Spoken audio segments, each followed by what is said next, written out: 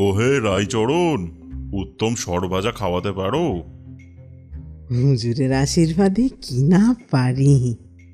সরভাজার রাজা হলো গোলাপি গায়ে দুধের সরভাজা। নবাব সিরাজদৌল্লা যা খেতেন। কিন্তু 10 দিন সময় চাই মহারাজ, আর 100 টাকা খরচ মঞ্জুর করতে হবে।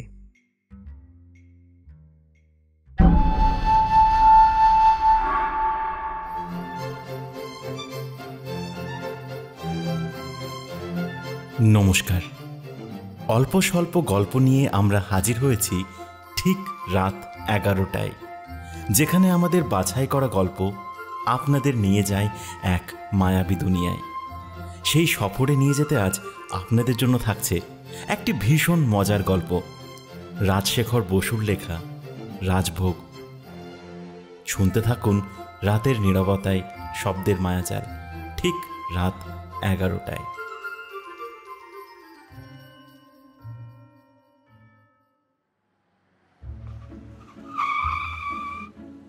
পৌষ মাস, সন্ধ্যাবেলা একটা প্রকাণ্ড মোটর ধর্মতলায় অ্যাংলো মোগলাই হোটেলের সামনে এসে দাঁড়ালো। মোটরটি সেকেলে কিন্তু দামি। চালকের পাশ থেকে একজন চোপদার জাতীয় লোক নেমে পড়ল। তার হাতে আশাশোঁটা নেই বটে, কিন্তু মাথায় একটা জড়ি দেওয়া জমকালো পাগড়ি আছে, তাতে রূপোর তকমা আটা। পরনে ইজের চাপকান, কোমরে লাল মখমলের পেটি, তাতেও একটা চাপরাশ আছে। লোকটা তার প্রকাণ্ড গোফে তা দিতে দিতে সগর্বে হোটেলে ঢুকে ম্যানেজারকে বললে, পাতিপুর কা বাহাদুর আয়ে হে। ম্যানেজার রায়চরণ চক্রবর্তী শশব্যস্ত বেরিয়ে এলো এবং মোটরের দরজার সামনে হাত জোড় করে নতশিরে বলল, মহারাজ, আজ কার মুখ দেখে উঠেছি? দয়া করে নেমে এই গরিবের কুটিরের পায়ের ধুলো দিতে আজ্ঞা হোক। পাতিপুরের রাজা বাহাদুর ধীরে ধীরে মোটর থেকে নামলেন। তার বয়স 70 পেরিয়েছে। দেহ আর পাকা গোপ জোড়াটি খুব শীর্ণ। মাথায় যেটুকু চুল বাকি আছে তাই দিয়ে টাক ঢেকে শীতি কাটবার চেষ্টা করেছেন। পরনে জরিপার সূক্ষ্ম ধুতি আর রেশমি পাঞ্জাবি, তার উপর দামি শাল, পায়ে সুরওয়ালা লাল লপেটা। তিনি গাড়ি থেকে নেমে ভিতরের মহিলাটিকে বললেন, নেমে এসো। আমি আর নেবে কি করব, গাড়িতেই থাকি। তুমি যা খাবে খেয়ে এসো, দেরি করো না যেন। তা কি হয়, তুমিও এসো। রায়চরণ কৃতাঞ্জলি হয়ে বললে, নামতে আজ্ঞা হোক রানীমা। আপনার শ্রীচরণের ধুলো পড়লে হোটেলের বরাত ফিরে যাবে। মহিলাটি বোধহয় সুন্দরী ও যুবতী, কিন্তু ঠিক বলা যায় না। তার সজ্জা আর প্রসাধন এমন পরিপাটি যে রূপ যৌবনের কতটা আসল আর কতটা নকল তা বুঝবার উপায় নেই। রায়চরণ বিনয়ে কুঁজো হয়ে সামনের দিকে জোড়হাত নাড়তে নাড়তে পথ দেখিয়ে রাজা বাহাদুর ও তার সঙ্গিনীকে ভেতরে নিয়ে গেল এবং হেঁকে বললে, এই শিগগির রয়্যাল সেলুনের দরজা খুলে দে। হোটেলের সামনের বড় ঘরটিতে যারা বসে খাচ্ছিল তারা উদ্গ্রীব হয়ে মহিলাটিকে দেখে ফিসফিস করে জল্পনা করতে লাগলো। একজন চাকর তাড়াতাড়ি একটা কামরা খুলে দিলে। ছোট খোপ, রং করা কাঠের দেওয়াল, মাঝে একটা টেবিল এবং 2টি গদি আঁটা চেয়ার। টেবিলটি সাদা চাদরে ঢাকা, দিনের বেলায় তাতে হলুদের দাগ দেখা যায়। এই কামরার পাশেই পর্দার আড়ালে আরও একটি কামরা, তাতে এক সেট পুরনো কোচ ও সেটি এবং একটি ছোট টেবিল, তার উপর 3-4টি গত সালের মাসিক পত্রিকা। দেওয়ালে কয়েকটি সিনেমা তারার ছবি খবরের কাগজ থেকে কেটে এঁটে দেওয়া হয়েছে। 2 মহামান্য অতিথিকে বসিয়ে ম্যানেজার রায়চরণ বললে, হুজুর, আজ্ঞা করুন, কি এনে দেব? তোমার কি কি তৈরি আছে শুনি। আগে 3 রকম পোলাও আছে, ভেটকি মাছের, মাটনের আর পাঁঠার। কালিয়া আছে, কোরমা আছে, কোপ্তা আছে, মটন চপ, চিংড়ি কাটলেট, ফাউল রোস্ট, ছানার পুডিং। হুজুরের আশীর্বাদে আরও কত কি আছে। বাহ, বেশ বেশ, অতি উত্তম। আচ্ছা ম্যানেজার, তোমার এখানে বিরিয়ানি পোলাও হয়? হয় বই কি হুজুর, ঘন্টাখানেক আগে অর্ডার পেলেই করে দিতে পারি। আমি 3 বছর দুব্বাগড়ের নবাব সাহেবের রসুই ঘরে সুপারিনটেন্ডেন্ট ছিলাম কি না, সেইখানেই সব শিখেছি। খুব খাইয়ে লোক ছিলেন নবাব সাহেব। এবেলা এক দুম্বা, ওবেলা এক দুম্বা। বাবুর্চিদের রান্না তার পছন্দ হতো না। আমি তাদের কায়দা অনেক উন্নতি করেছি। তাই জন্যই তো নবাব বাহাদুর খুশি হয়ে নিজের হাসে ফরাসিতে আমাকে সার্টিফিকেট লিখে দিয়েছেন। দেখবেন হুজুর। না, থাক থাক। আচ্ছা, তোমার কায়দাটা কিরকম শুনি? বিরিয়ানি রান্নার 1 নম্বর বাসমতি চাল, তার দাম এখন 5 টাকা সের। খাঁটি গাওয়া ঘি, ডুমো ডুমো মাংস, বাদাম, পেস্তা, কিশমিশ, হরেক রকম মশলা, গোলাপ জলে গোলা খোয়া ক্ষীর, মিকোনাভিষি কিরতি, 10 ফোঁটা উডিকোলন, আলু একদম বাদ। চাল আর মাংস প্রায় সিদ্ধ হয়ে এলে তার ওপর 2 মুঠো পেঁয়াজ কুচি মুচমুচে করে ভেজে ছড়িয়ে দিই, তারপরেই দমে বসাই। খেতে যা হয় সে আর কি বলবো। রাজা বাহাদুরের জিভে জল চলে এলো।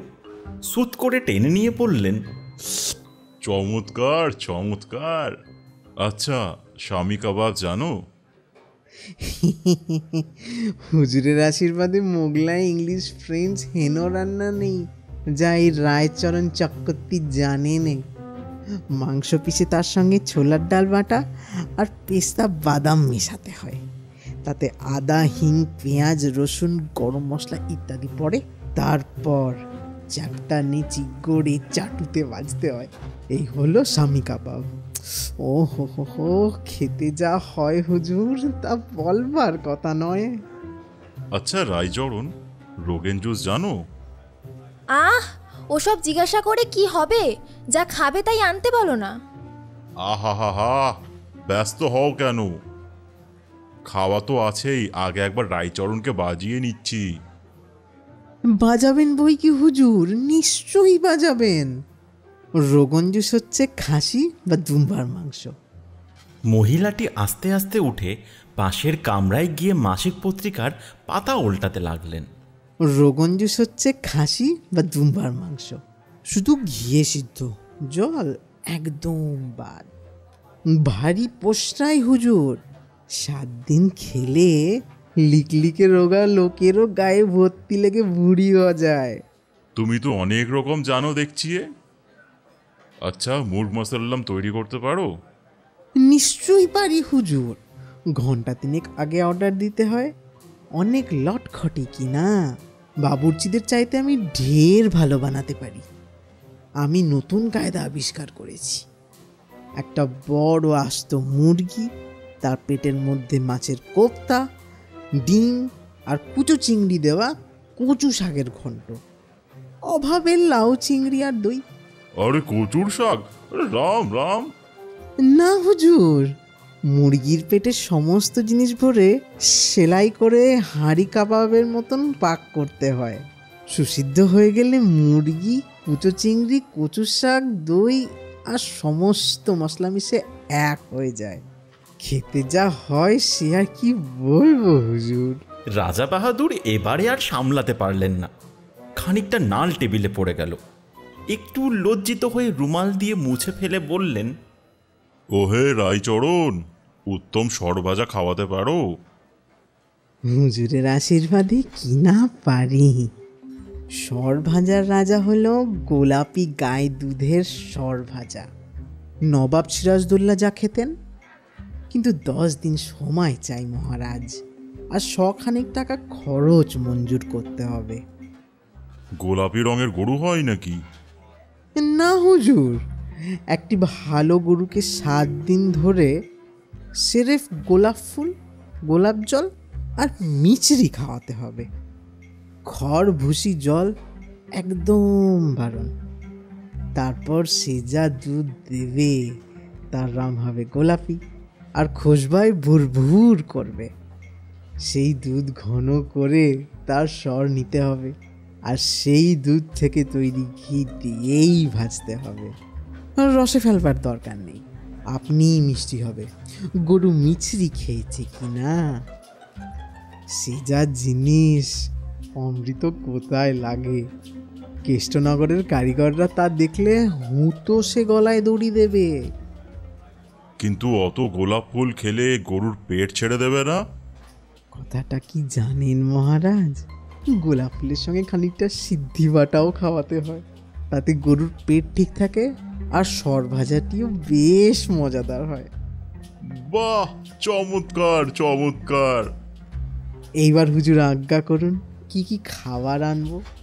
আমি নিবেদন করছি কি, আজ আমার যা যা তৈরি আছে সবই কিছু কিছু খেয়ে দেখুন। ভালো জিনিস, নিশ্চয়ই আপনি খুশি হবেন। এরপরে একদিন অর্ডার মতন পছন্দসই জিনিস তৈরি করে হুজুরকে খাওয়াবো। আচ্ছা রায়চরণ, তোমার এখানে পাতিনেবু আছে? আছে বই কি, নেবু হলো পোলাও খাওয়ার অঙ্গ। একটি আরজি আছে মহারাজ, আজ ভোজনের পর হুজুরকে একটি শরবত খাওয়াবো, হুজুর তর হয়ে যাবেন। কিসের শরবত বলো তো? তবে বলি শুনুন মহারাজ, আমার একটি দূর সম্পর্কের ভাগ্নে আছে, তার নাম কানাই। সে বিস্তর বাস করেছে, নানা রকম দ্রব্যগুণ জানা আছে তার। শরবতটি সেই কানাই ছোকরাটিরই পেটেন্ট। সে তার নাম দিয়েছে চঙ্গাইনি সুধা। 2 বছর আগে কানাই হুন্ডাগড়ের সরকারের চাকরি করত। কুমার সাহেব তাকে খুব ভালোবাসতেন। কুমারের খুব শিকারের শখ। একদিন তার হাতিকে বাঘে ঘায়েল করলে। হাতির ঘা দিন 20 মধ্যে সেরে গেল, কিন্তু ভয় গেল না। হাতি নড়ে না, ডাঙাস মারলেও ওঠে না। কুমার সাহেবের হুকুম নিয়ে কানাই হাতিকে সেটা চাঙ্গাইনি খাওয়ালে। পরদিন ভোরবেলা হাতি চাঙ্গা হয়ে পিলখানা থেকে গটগট করে হেঁটে চলল।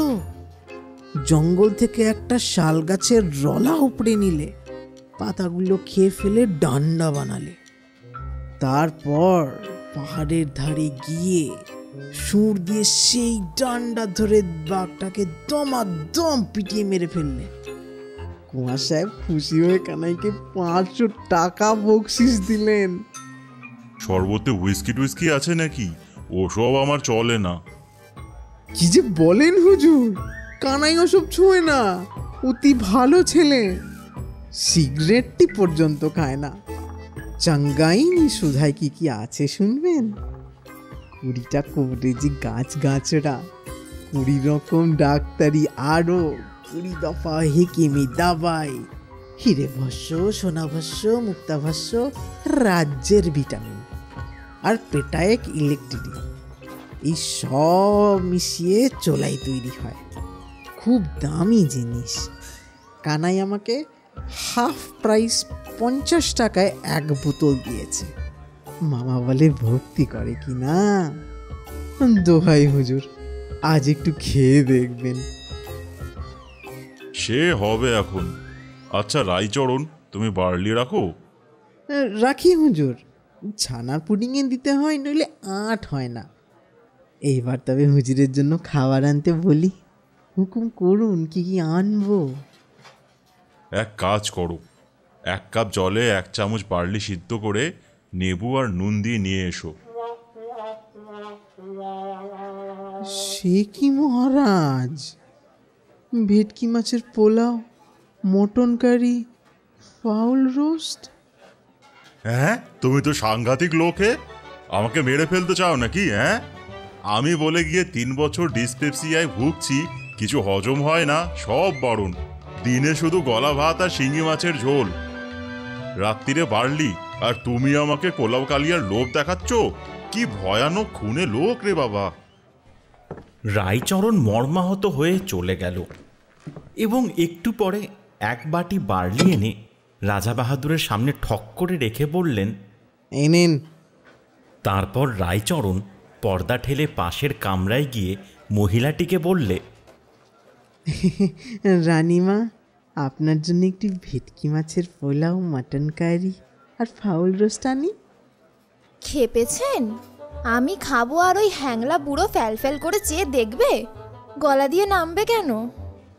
তবে একটু চা আর খান কতক চিংড়ি কাটলেট এনে দি রানীমা। আরে রানী ফানি নই, আমি নক্ষত্র দেবী। আর একদিন আসবো স্টুডিও ফেরত, এই হ্যাংলা বুড়ো ডিরেক্টর হাদুবাবুকেও নিয়ে আসবো।